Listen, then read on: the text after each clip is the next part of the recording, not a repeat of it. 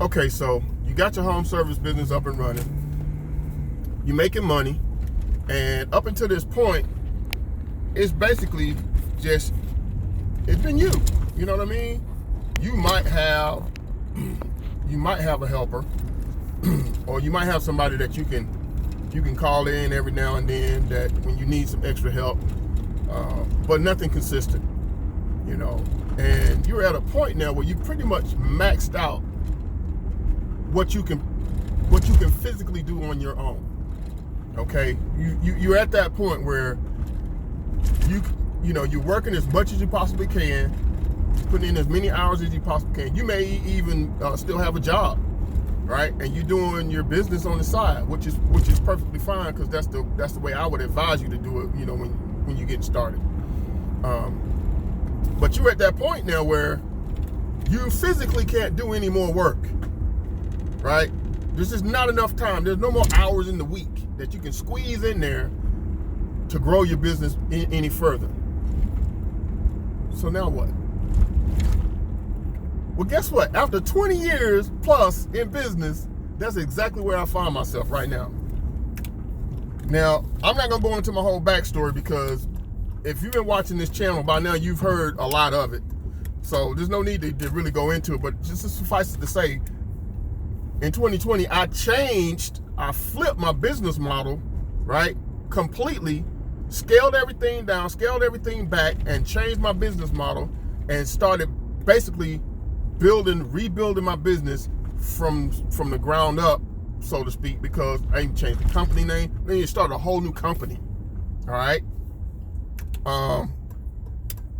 Fortunately enough, I have built up enough goodwill and a good reputation in my city to where the transition was smooth. So now I find myself, because like I said, starting last year, I started rebuilding everything, restructured the whole nine.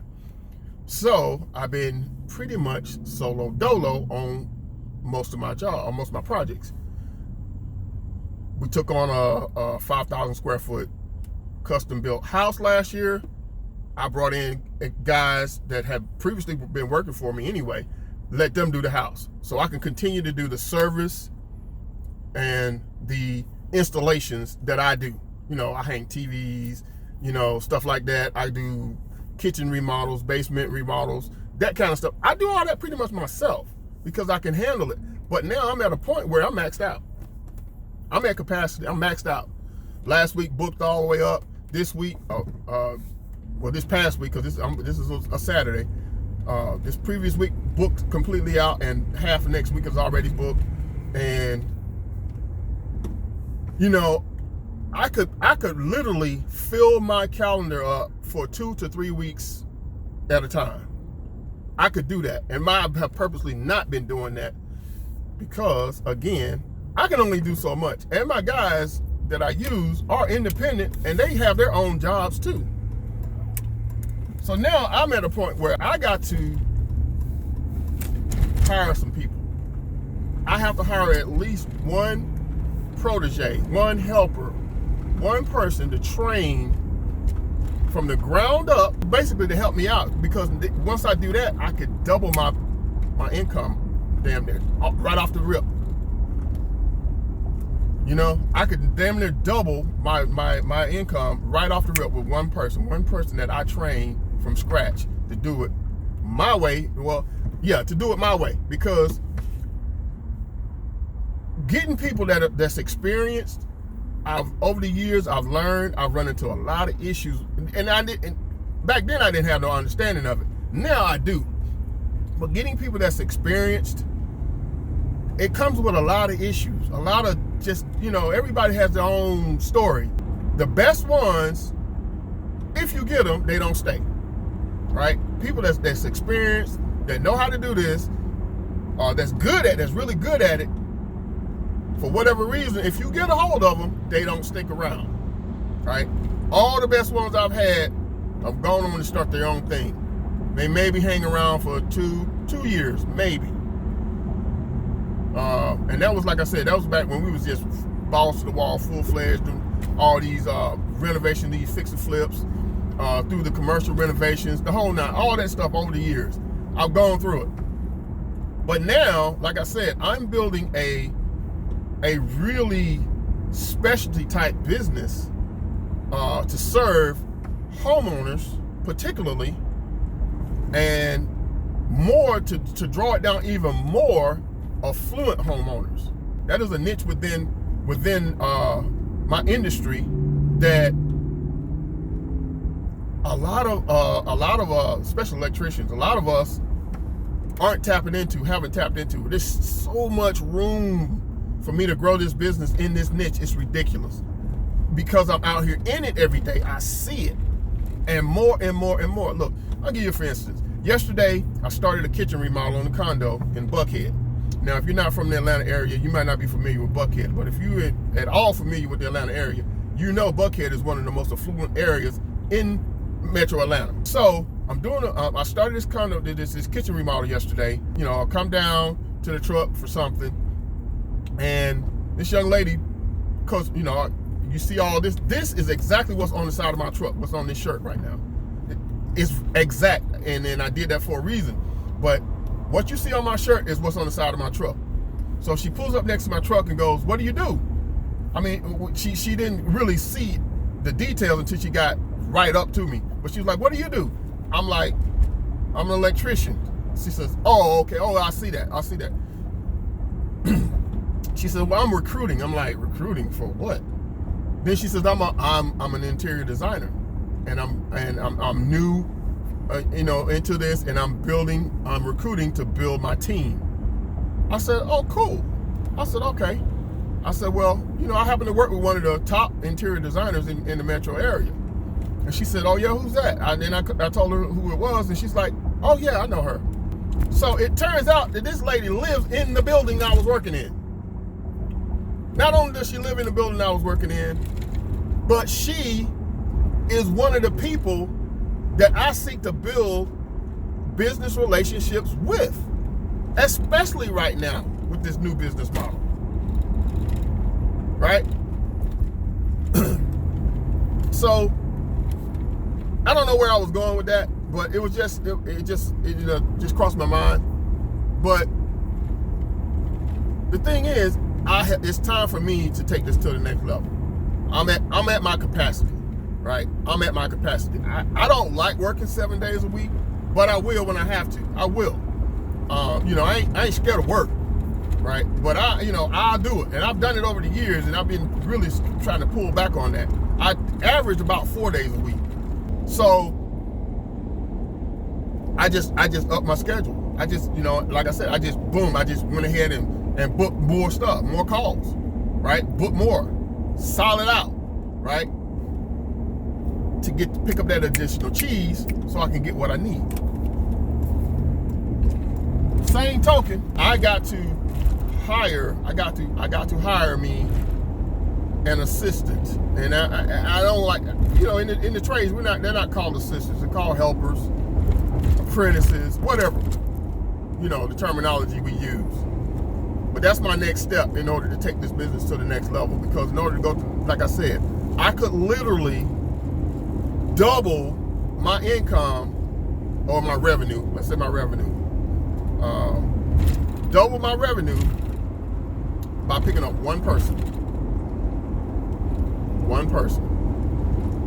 Because I could literally cut my labor time in half, which will give me more capacity. Which will basically give me the ability to get more done in the same amount of time. Instead of me having to push 7 days a week like I'm doing, like 7 days, like I'm doing in this current time period, I can still do the 4 days and still get the same amount accomplished. So then just pushing out one more day, that 5th day, you see what I'm saying? Right? But in order for me to do that, I got to get some help. I got to have some help. I'm at my capacity. And the key is, I guess, for any home service business owner, especially those of us who are home service contractors in these trade areas, it's really hard sometimes for us to do this, because we feel like a lot of times nobody's going to do it as good as we do. And that really, that has a twofold effect. And then oftentimes it bites us in the ass when it's time to grow our businesses. When it's time to expand and grow, that tends to bite us in the ass because it's hard to let go. You know, my customers tell me, I've had more than one of my customers tell me when I talk about, and I talk to my customers about my plans to let them know, you know, I have certain customers that I talk to about my plans because they're interested. But I've had a point blank tell me, will you still be the one to come to my house and do my work? Because I don't trust nobody else. And it's like, wow. And see, that perpetuates in my own mind because I've already made up in my mind that for certain customers, I'm the only one that can go serve them. I got to get away from that mentality. With these existing customers, yeah, I'll ease my new guy into that, right? But with everybody moving forward, once I get this new person trained, that's gonna be their first point of contact as far as coming to the because once I get them trained, I'm gonna send them out on their own. My mission is to get them trained and send them out on their own as quickly as possible. And since I'm putting this on video, my mission is to have that done by the end of the year. First, to help me increase the revenue, right? Once I do that, once I get them, while they're helping me and I'm training them, increase the revenue, stack reserves, boom. I'm training them, get them to a point, get another one, right? Start training them. Send this one out on his own, start training the next one. My goal is to have 2-man crews, right? To have 3 2-man crews. That's it. I don't want no more than that. I want 3 2-man crews to do service and installations as I'm doing now. I'm getting out of construction, right? Like I said, we're doing a custom built home, new home. It's the last one I'm doing. I don't care how much money they offer me. At the end of 2021, I'm done with construction, right? I still got people trying to get me to do commercial construction, sending me what they call them RFBs or whatever it is, the terminology they have for you to come, RFBs, request for bid, for commercial projects. I'm done. I'm done with that. Okay? I can make more than enough money doing what I'm doing right now with way less headaches. When I tell you way less headaches, I mean exponentially less headaches. So, yeah, man, this turned into a little bit of a rant, I guess. I don't know, but I just needed to put that out there, man. That's been on my mind lately, and yeah, that's my next move. That's my next move. I'm hiring a bookkeeper next week to go through all of my stuff, get all my stuff together. Because up until this point, I've been doing all that, and I don't mind being transparent. I'm gonna keep it a buck with you. I've told you this in other videos. I'm gonna always keep it 100, straight up, no cut, no chaser with you on where I'm at in this process. I have been doing all this shit myself since day one. Other than doing my own taxes, I don't play with that.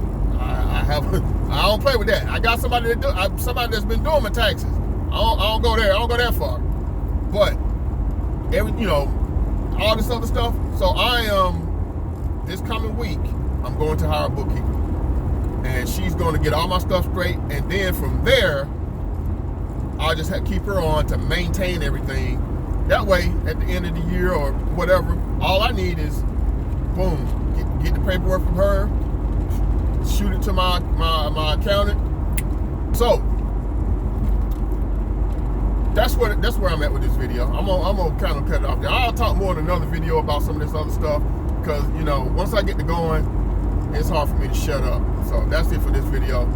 We'll see you in the next one. Deuces.